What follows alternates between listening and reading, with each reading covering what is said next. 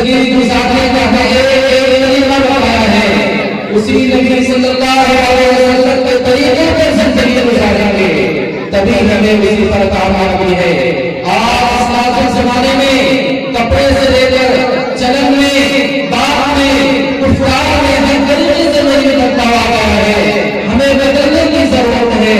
अल्लाह के नबी सल्लल्लाहु अलैहि वसल्लम ने जो इरशाद फरमाए हैं, अगर हम उन पर जिंदगी गुजारेंगे, उन्हीं के बताए हुए तरीके पर जिंदगी गुजारेंगे, तब जाके अल्लाह तबारक व तआला हमारी जिंदगी में, हमारे घरों में बरकत होगी।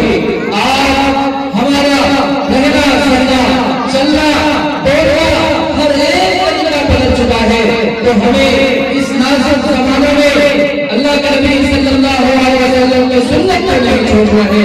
आइए फिर से तकरीर के लिए मैं जागरूक एक नमाज पढ़ूंगा, तो तकरीर पेश करने के लिए मैदान में सुखन दे रहा हूँ, जिससे मेरी बयान गुलशन चल रहा है, और उनको तकलीफ पेश करें।